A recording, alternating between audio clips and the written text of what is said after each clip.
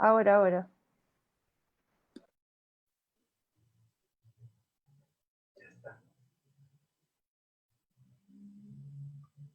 ¿Ya está? Sí. Okay, buenos días a todos y todas. Bienvenidos a una nueva charla del Museo Judío en Casa. Esta vez estamos transmitiendo junto con Esh Sababa.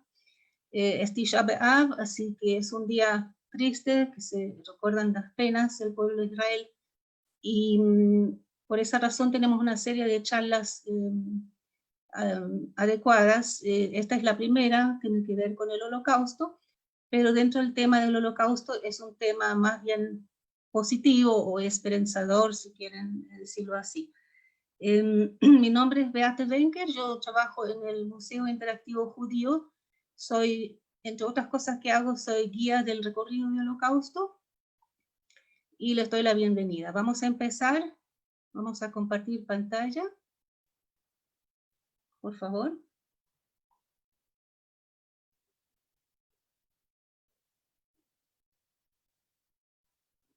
Ya, aquí estamos.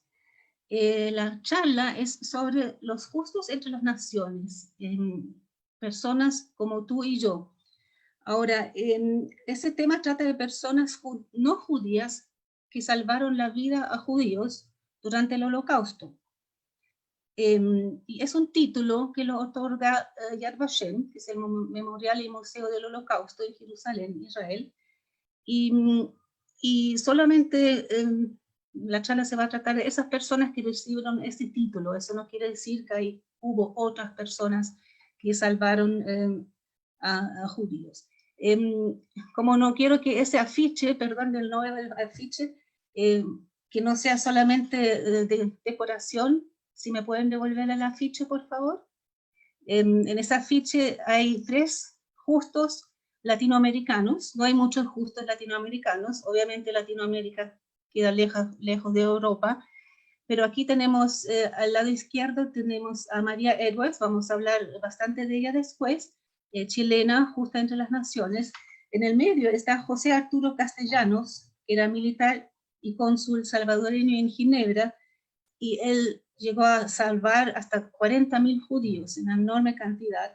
Y el otro señor que se ve al lado derecho era Manuel Antonio Muñoz Borrero, cónsul ecuatoriano. Él también salvó, igual que su colega diplomático, dando papeles falsos, pasaportes de sus países, y de esa forma salvó a muchos judíos. Así que eso respecto a las personas que ven el afiche. Ahora, la historia de los justos es una historia de una minoría muy pequeña de personas, muy especiales, que tuvieron un enorme coraje en la época del Holocausto. Cuando la mayoría de las personas estuvo pasiva, cuando se estaba tratando a los judíos en forma inhumana, quitándoles todos los derechos, y cuando la mayoría de la gente no hizo nada o demasiado poco para parar esa terrible persecución que terminó con 6 millones de judíos asesinados por los nazis alemanes y sus colaboradores.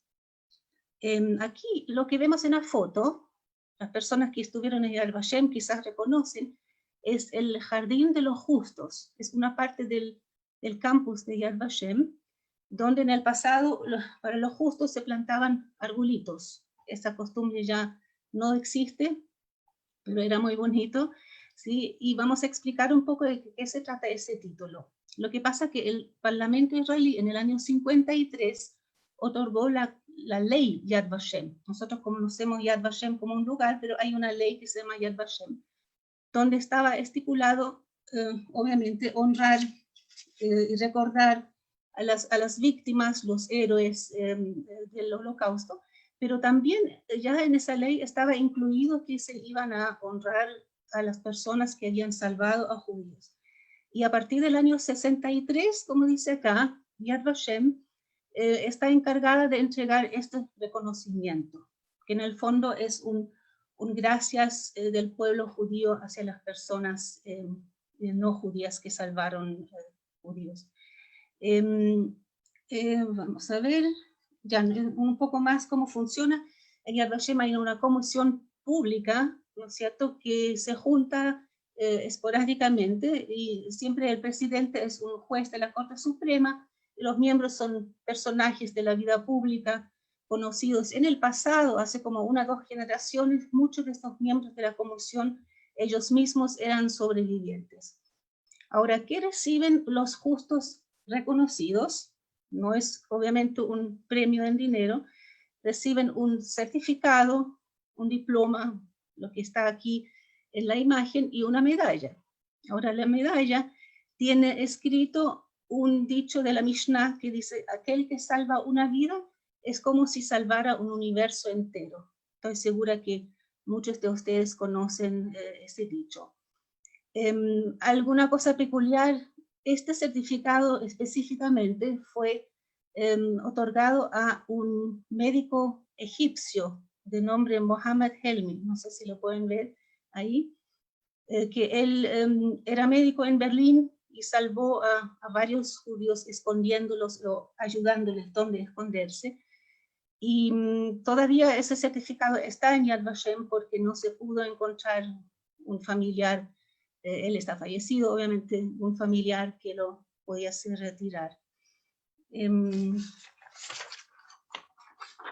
Bueno, aquí antes quiero mencionar que yo trabajé, quizás se nota, trabajé en el archivo de Yad Vashem durante 7 años, y 2 años trabajé en el Departamento de Justos entre las Naciones, y tenía un pequeño equipo, y nosotros revisamos prácticamente todos los justos reconocidos, que hoy en día ya son más de 27.400 más o menos. Así que yo he visto muchos archivos, cientos o más de 3.000 calculo, así que conocí un poco acerca del tema. Ya, vamos a seguir. Yo siempre digo, como yo no soy hablante nativa del idioma, voy a los diccionarios. Fui al diccionario de la Real Academia Española buscando qué se entiende por una persona justa, ¿sí? Y hay 2 significados, básicamente. Una que es más religiosa: una persona que vive según la ley de Dios se considera una persona justa. Y la otra es más laica, una persona que obra según justicia y razón. Disculpen. Tengo que mencionar, que se me olvidó, creo, que ¿quiénes son los justos entre las naciones? El término es muy importante, porque con justo entre las naciones se refiere, es también una expresión de las escrituras judías, que se refiere a las personas no judías que cumplen con las leyes noágicas o las leyes de Noé. Es importante recordar eso. Bueno, ahora sí vamos a avanzar. Y el proceso que tiene Yad Vashem para reconocer a un candidato para ese título es bastante riguroso, y hay ciertos requisitos que aquí los mencioné. Primero, la persona no debe ser judío, y eso, no sé si ustedes vieron el caso de Sir Nicholas Winton, un caso muy discutido, un inglés que salvó a muchos niños judíos de Checoslovaquia. Él no fue reconocido por Yad Vashem, a pesar de que ya él no era judío, pero sus papás se habían convertido al judaísmo. Hubo un poco polémica por eso. En segundo lugar, la persona debe haber ofrecido su ayuda sin recibir nada a cambio, ¿ya? Porque seguramente hay mucha gente que salvó judíos y recibieron algo, dinero por ejemplo. Esto no puede ser el caso en el caso de los justos entre las naciones. El tercer punto, muy importante: la persona debe haber arriesgado su vida, ¿ya? Este punto en el caso de los diplomáticos se ve un poco diferente, porque generalmente los diplomáticos o gente que trabajaba en la Cruz Roja no arriesgaron su vida, pero como podemos ver en algunos casos, les quitaron sus títulos profesionales, los sacaron del servicio diplomático, los castigaron de otra forma. Y cuarto, muy importante, el salvataje debe estar confirmado por testigos, ojalá testigos oculares, que cada vez es más difícil encontrar ese tipo de testigos. ¿Ya? Obviamente, todo el proceso, como ya dije, es largo y hay muchas dificultades, ¿no? Por ejemplo, uno, que se da mucho ahora naturalmente, que muchos justos y salvados ya están fallecidos, quiere decir, son los hijos, nietos de estas personas, y esto hace el proceso más difícil. Muchos justos no quisieron ser reconocidos porque prefieren quedar anónimos, eso también pasa. Tres, los sobrevivientes no informaron, ¿no? En ese punto quiero hacer un poco publicidad para Yad Vashem, porque si ustedes conocen un caso que un judío ha sido salvado por uno judío, Yad Vashem tiene un sitio, se puede bajar un formulario y uno puede proponer esa persona, todavía se puede hacer. Problemas diplomáticos hubo antes de los años 90, con el bloque del Este no había relaciones diplomáticas entre Israel y algunos países del bloque del Este que hacía la comunicación muy difícil. Ya 5 ya hablamos en el fondo del criterio del riesgo, que es relativo, y 6, el último punto, que los testigos eran muy jóvenes. Quiere decir, yo recuerdo el caso de un único testigo de un salvataje que tenía 8 años, y había mucha polémica si se podía, digamos, creer o no lo que decía o documentaba ese niño. Así que estas son las principales dificultades. Aquí sale el número que ya mencioné, que hasta hoy son más o menos 27.000, ya son 400 personas reconocidas en unos 50 países del mundo, imagínense. Y eso vamos a ver unas fotos de algunos de estos salvados con sus salvadores, que es bien impresionante, ¿no? Miren, por ejemplo, la foto en el medio, está al lado izquierdo el niño judío dando de beber a su hermanita, ¿no es cierto? Esta es una foto de la época. Hay otras fotos que son posguerras y uno ve ya diferentes tipos de personas. Por ejemplo, abajo se ve una monja. Muchos monasterios, sobre todo en Francia, se salvaron muchos niños judíos. ¿Ya? Y ahora la pregunta del millón, que es muy interesante, preguntarse cuál es el perfil de estos justos. Se supone, y vamos a ver, que son muy, muy diferentes, ¿no es cierto? Entonces, ¿cuál es el perfil? Y si uno quiere examinarlo un poco más, digamos, científicamente, hay estudios, y vamos a avanzar acerca del perfil de los salvadores. Y hay una investigación de una psicóloga que se llama Eva Fogelman, The Rescue Yourself, que ella divide los perfiles de los salvadores en 5. ¿ya? El primer perfil son los salvadores morales. Yo ahí abajo puse unas citas que no son citas de la verdad, yo la verdad las reconstruí sobre todos los testimonios que yo he leído, así que nos podemos imaginar que un salvador moral tenía muy claro lo que era correcto y lo que era incorrecto, o tenía que actuar porque había una vida en peligro, no podía decir que no. Este es un salvador moral. Y Fogelman divide estos salvadores morales en salvadores religiosos. Aquí podría haber dicho una persona: no le hagas al otro lo que no quieres que te hagan a ti. Los salvadores espirituales, no necesariamente religiosos, que podían haber dicho: yo siempre he sentido que la vida es sagrada.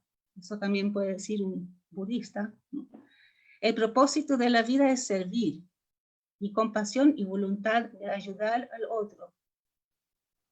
¿Ya? Y el tercero son los salvadores emocionales. Aquí podría decir una persona: los niños me daban pena, sentí que tenía que hacerme cargo, tenía compasión, esa gente era inocente y alguien tenía que hacerse responsable. Esto respecto a los salvadores morales. En el segundo lugar están los salvadores judeófilos o amigos de los judíos. Esos también existían. Por ejemplo, podría haber dicho una persona: nuestros vecinos eran judíos y amigos nuestros, en ningún momento pensamos no ayudarles. O soy estudioso de la Biblia y siempre he admirado al pueblo judío. Esas son personas claramente que tenían una actitud positiva de antes hacia los judíos. El tercer grupo, Fogelman llama a los profesionales preocupados. Por ejemplo, podía ser un médico que diría, yo no hacía diferencia entre pacientes judíos y no judíos. O un diplomático como cónsul estaba acostumbrado a resolver problemas. Con los refugiados judíos fuimos un poco más allá, pues conocíamos bien la situación en que se encontraban. En el cuarto lugar están las redes de salvadores, es decir, salvadores que actuaban en redes. Por ejemplo, Holanda es un clásico ejemplo. Ellos decían, éramos grupos que funcionaban en iglesias, universidades, en oficinas de partidos, protestábamos en contra del régimen nazi, hacíamos sabotaje, ayudar a los judíos fue una consecuencia lógica. Se entiende la motivación, ¿no? Eran personas antinazis ya de antes. Y el último grupo, los niños, muy importantes, también un tema bien complejo. Los niños pueden haber dicho, yo era muy joven, ayudaba a los papás nomás, pero entendía que no tenía que hablar con nadie de la señora que estaba escondida en el sótano. Este es un problema muy grave porque los niños, cuando habían judíos escondidos en la casa, tenían que colaborar de esa forma y eso era muy peligroso, ¿no? Y alguien podría haber dicho, era muy peligroso, pero había un poco de aventura en eso. Eso de hecho es un dicho que encontré. En esos tiempos pensaba así. Así que eso respecto a los perfiles.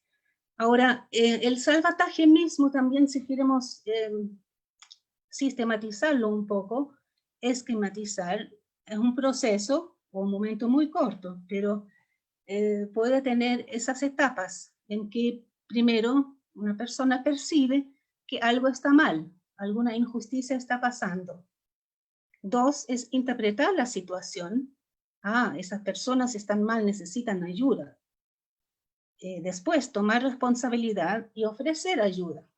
Después, elegir una forma de ayuda y después, al final, implementar la ayuda. Ahora, eso parece muy esquemático, pero es un buen ejercicio hacerlo, porque imagínense en una situación que llegaban judíos escapando de un gueto en Polonia, llegaban al campo, a una casa, una señora estaba en la puerta con niños. Esta señora que veía a estos refugiados tenía que hacer todos estos 5 pasos en un minuto, ¿sí? Tenía que tomar todas esas decisiones y la responsabilidad.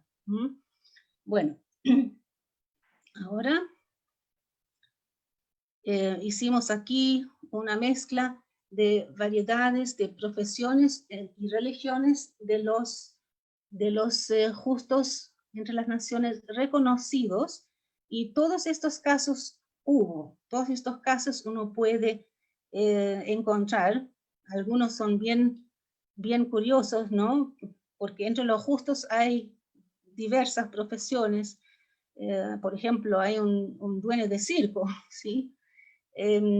Hay soldados alemanes, hay hasta SS, que no se puede creer, pero sí, ¿cierto? Y solo según estas profesiones y religiones ya nos damos cuenta que el perfil, determinar un perfil va a ser muy difícil.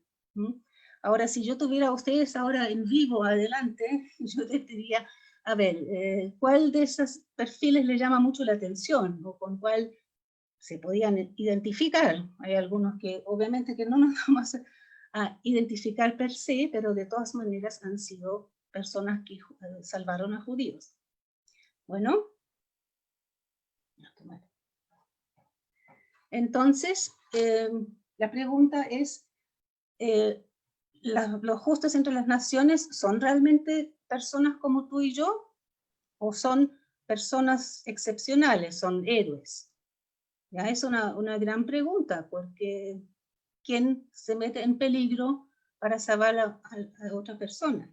¿Ya? ¿Es una persona excepcional o yo eventualmente sería capaz de hacerlo? Dejemos esa pregunta. Un segundo.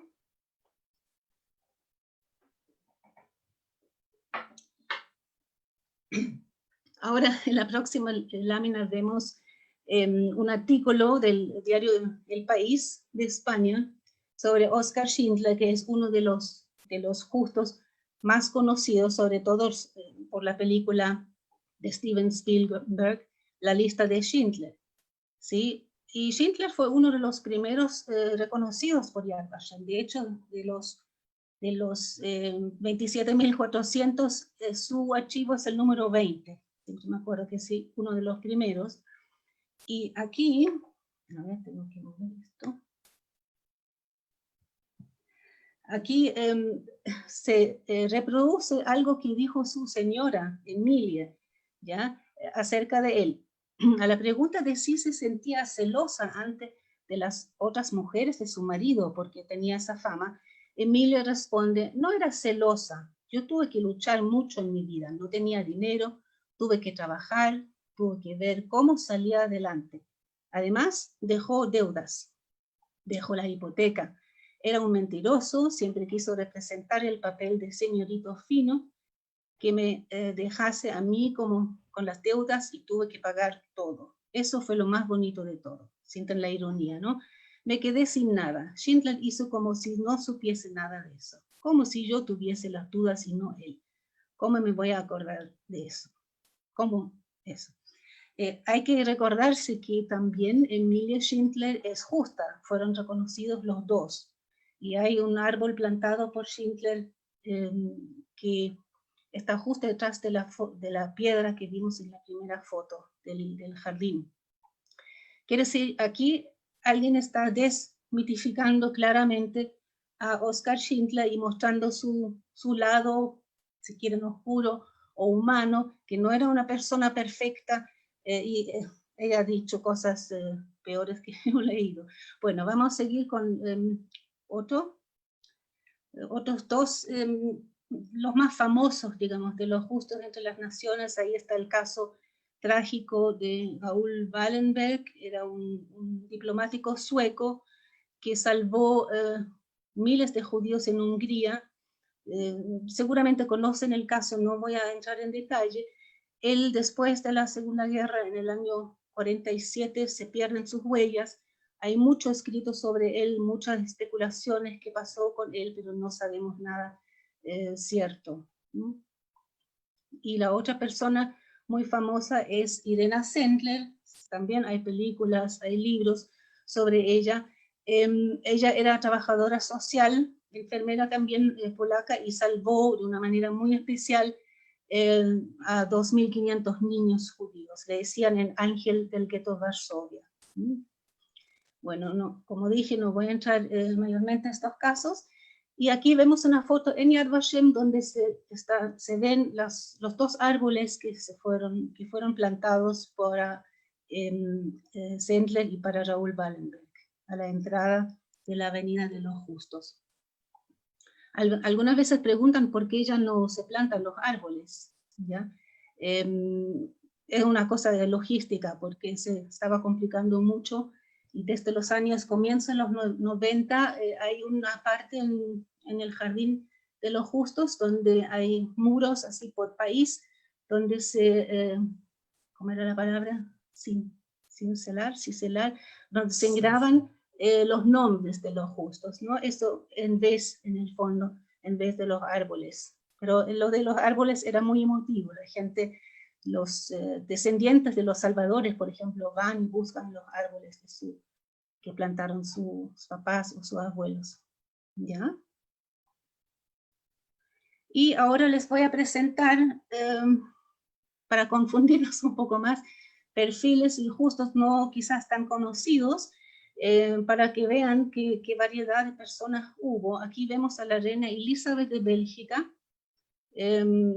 que durante la época de la ocupación de Bélgica usó su influencia. Ella estaba muy bien conectada, especialmente con los alemanes. De hecho, ella era una princesa bávara del sur de Alemania y salvó a muchos niños de la deportación, y fue nombrada justa entre las naciones, así que tenemos una reina entre los justos. A propósito, también la madre del príncipe Felipe de Inglaterra también es justa entre las naciones. Bueno, otro caso, últimamente se ha hecho más famoso, Leopold Socha. Él era un trabajador, inspector de cloacas en la ciudad de Lvov, o Lemberg, o Leópolis, tiene como 4 nombres. Y esa historia está documentada en una película excelente. Abajo vemos una foto de la película que se llama En la oscuridad en castellano, en inglés se llama In Darkness, de Agnieszka Holland. Lo que pasa que él con su compañero, cuando estaban trabajando en las cloacas, un día se encuentran con un grupo de judíos que estaba escondiéndose, habían escapado del gueto y querían escaparse hacia la salida de la cloaca hacia el río. Y estas personas al principio le pagaron por su ayuda porque le traía agua limpia, comida, ropa, y llegó un día que los judíos ya no les quedaba plata, y él con la esposa del compañero de trabajo y con su esposa, los 4 se organizaron para ayudarle. Y no solamente les pasaban comida y agua, sino también objetos rituales religiosos para que los judíos podían hacer sus celebraciones, las festividades. También ayudaron cuando había que enterrar una persona que falleció, porque esa historia es bien dramática, no se salvaron todos, ¿no? Estuvieron más de un año, nació una guagua que no sobrevivió, pero la mitad más o menos de las personas que estaban ahí escondidos sí sobrevivió. Ya, eso respecto a Leopold Socha. Y ahora tenemos, quizás conocen el caso, una doctora francesa, Adélaïde Oval. Ella, por un asunto que había cruzado ilegalmente la frontera entre la Francia ocupada y todavía no ocupada, la habían tomado preso, llega a Auschwitz, y algo especial, si ven abajo hay una foto pequeña, donde hay un brazalete, está escrito en el brazalete, Ami des Juifs, es decir, amiga de los judíos. Ella, como provocando a las autoridades del campo, andaba con ese brazalete que decía, yo soy amiga de los judíos, yo ayudo, yo solidarizo con los judíos. Y lo que más se recuerda a ella, que ella se negó participar en experimentos médicos que se hacía con mujeres en el campo de Auschwitz. Y es muy recordada por eso. Así que tenemos la doctora. Este señor, quizás se acuerdan, seguro se acuerdan de la película El pianista, ¿no es cierto? Hay una escena donde el oficial alemán, ¿verdad?, le ayuda a Vladislav Spielmann, al pianista, a abrir una lata de una conserva, ¿no es cierto? Esa escena se quedó muy grabada en nuestras memorias. Este oficial existió, esta historia, como sabemos, es verdadera. Él era Wilhelm Hosenfeld, era oficial de la Wehrmacht, del ejército alemán, y él arriesgó su vida y ayudó al pianista Vladislav Spielmann en la última fase de la guerra. Y él de profesión era profesor, era maestro de colegio, y aquí en la foto se le ve con uno de sus 5 hijos. Él cayó preso, prisionero de guerra con los soviéticos, y también se perdió su huella y murió en el cautiverio. Así que tenemos aquí un soldado alemán. Aquí hay otro diplomático, Aristides de Sousa Mendes.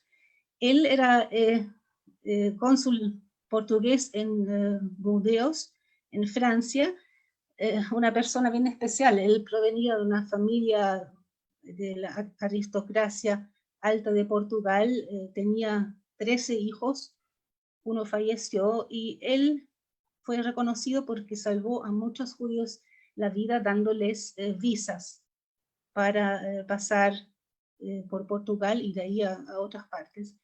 Él, con toda su familia, los testimonios describen como durante unos días, él con toda su familia en la cocina, en el living, timbraban visas para salvar la mayoría de la gente. Él no se puede decir que arriesgó su vida, pero lo que pasa, a él lo sacaron del servicio diplomático, le quitaron su título de abogado y murió muy, muy pobre, no tenía terno para enterrarlo, lo enterraron en una ropa de monje, así dice en el testimonio. ¿Y qué más? ¿Qué tenemos? Aquí tenemos un monje que también era cura, ortodoxo, Daniel Timgina. Él era director de un orfanato y salvó, está documentado el caso de 3 niños judíos que recibieron nombres falsos y él los escondió en el monasterio hasta el final de la guerra. No es un caso muy conocido, pero un poco representando a los religiosos que sí ayudaron y salvaron judíos, como ya mencioné antes, sobre todo en Francia, en los monasterios de monjas se escondieron niños, y con falsos nombres en caso que venían controles, ¿no? Y también hay casos en Francia, por ejemplo, que se descubrió los judíos y mandaron a matar al cura y a los niños. El famoso caso de Chambon-sur-Lignon. Y aquí tenemos, y es la última, el último ejemplo, una estudiante italiana que era adolescente y ella salvó a 3 niños de una familia judía húngara que estaba en Italia, que estaban siendo deportados, y la mamá murió. Después vamos a ver un poco su testimonio que ella entrega a Yad Vashem. Bueno, aquí como vieron tenemos muchos perfiles muy, muy distintos. ¿Y qué era la pregunta? ¿Qué tienen en común estas personas? Ahí puse la reina con el trabajador de cloacas, la doctora, el soldado, el diplomático, el monje, el estudiante o la estudiante. ¿Qué tienen en común? No mucho, ni socioeconómicamente ni culturalmente, pero tienen algo en común, obviamente, que salvaron a judíos, y eso es lo importante, que no depende de ese tipo de criterios, si una persona es capaz de mostrar coraje y arriesgarse para salvar a una persona que lo necesita. ¿Sí? Ahora, entre los, como ya dije, 9 justos reconocidos latinos, reconocidos por Yad Vashem, hay 2 chilenos. Y el primer chileno es Samuel del Campo. Aquí lo vemos en la foto. Él era de Linares, era diplomático de carrera y le tocó ser cónsul chileno en Bucarest, en Rumania. Y él, por una razón bien curiosa, también representaba el gobierno polaco que estaba en exilio en Londres, y él emitió tanto pasaportes polacos como pasaportes chilenos, y fue criticado por eso. De hecho, también no se sabe mucho acerca de él. Yo en este contexto quiero recomendar un libro que lo escribió también un ex embajador chileno, que se llama, curiosamente, Schindler, es Jorge Eduardo Schindler. Ese libro se llama Más allá de la diplomacia, donde él describe todo el tejimaneje diplomático que hubo en Chile detrás del asunto de recibir o no a refugiados chilenos. Pero ese no es mi tema hoy, ya hablamos en otra charla de ese tema. Así que si pueden conseguir el libro es muy interesante. Y la segunda, y mucho más conocida, justa chilena, de nuestra querida María Edwards. Ella era, bueno, no voy a contar mucho porque tenemos un video, pero ella, entre estos justos latinos, ella además es la única mujer, los otros son todos hombres, ¿no? Y ella salvó, escondió, sacó de un hospital a unos 80 niños, y vamos a ver el video que lo pedimos prestado del canal 13. Por favor. En el momento que se vio que Alemania invadía Francia, el embajador en ese entonces le ofreció a todos los chilenos, te fijas, un barco para que inmediatamente se devolvieran. Y mi abuelita se desistió. Que no vino, porque permanecía ahí. Entonces, no sabían lo que ella en verdad estaba haciendo. El hospital de Rothschild era el lugar que fue designado por los alemanes para la única parte donde podían tanto trabajar los doctores judíos, en ningún otro hospital de todo París, y también donde debían ser atendidos los pacientes judíos. María aceptó de inmediato y se integró como asistente social, lo que además le daba una cubierta para la resistencia. Decenas de niños judíos llegaban al hospital, algunos de 2, 3, 4 años, incluso de días de nacido. María no podía quedar indiferente a lo que estaba viendo. Fue así como María, junto con otros funcionarios del hospital, decidió planificar distintas medidas para salvar a los niños. Y María lo tomó en brazos bajo su capa, una niña de 20 kilos, la esconde, sale, se despide, ella no tenía control de salida. Cuando llegó a su apartamento, llamó a otros miembros de la resistencia para que fueran a buscar a la niña. Los niños que ella sacó desde el hospital los sacó porque el próximo lugar era el campo de concentración. Y toda esa gente no sobrevivió. La mayoría de ahí partían a Auschwitz, con un paso intermedio, pero era finalmente Auschwitz. Y si los niños hubiesen ido con sus padres, el destino hubiese sido exactamente el mismo.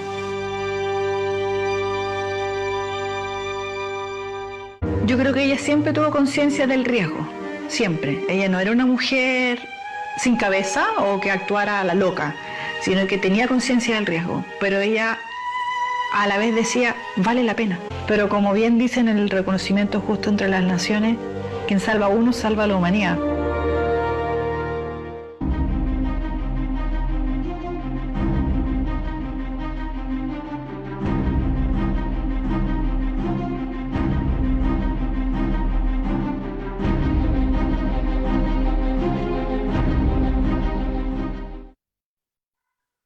Bueno, la persona que habla en la película, María Angélica Puga, la bisnieta de María Edwards, hizo una investigación y publicó un libro que se llama Buscando a María Edwards, y realmente recomiendo la lectura, y uno entiende cuál realmente era el riesgo, porque los nazis más o menos sospechaban que algo pasaba alrededor de esta mujer, y la verdad, la interrogaron, incluso la torturaron, ella resistió, como dice María Angélica, de Chile la llamaban, ¿qué estás haciendo en Europa? Vuélvete a Chile.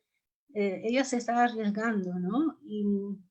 Y salvó a estos 80 niños, una historia increíble, y nosotros tenemos mucho orgullo de esta señora. De hecho, vamos a tener una charla, ¿verdad?, que se llama Encontrando a María Edwards luego, y realmente recomiendo leer este caso. Bueno, y más queda preguntarnos cómo realmente podemos decidir, porque yo creo que es un asunto de una elección, cómo actuar si estamos viendo una situación de injusticia. Podemos elegir ser un espectador pasivo y no meternos, mantenernos al margen cuando parece una injusticia. Esto en las investigaciones se llama los bystanders, los que están ahí mirando, quizás entienden que algo pasa, pero por X razones no quieren arriesgarse. Y la otra alternativa es, sí, ayudar, ser activo, agente de cambio, pues, reconocer la injusticia y hacer algo, reaccionar. Y estas son preguntas que nos podemos hacer muchas veces en el día a día, ¿no? Frente a otros tipos de injusticia que vemos alrededor nuestro. Entonces, ahora ya pusimos en signos de interrogación. ¿Los justos entre las naciones son realmente personas como tú y yo? Ahora, si los tuviera así frente a mí, podríamos opinar. ¿Creen que sí? ¿Creen que no? claramente son personas como tú y yo, que con todos esos perfiles que vimos con algo más que algunos podemos identificarnos. Son personas, fueron personas normales, con profesiones, con vidas, con familias, ¿no es cierto? Pero como tú y yo, una diferencia hay. Ellos sí salvaron a personas, se atrevieron, nadaron contra la corriente si quieren, porque lo normal era no ayudar, ¿no? Entonces en eso quizás no son como tú y yo, así que la respuesta es sí y no, o no y sí. ¿Okay?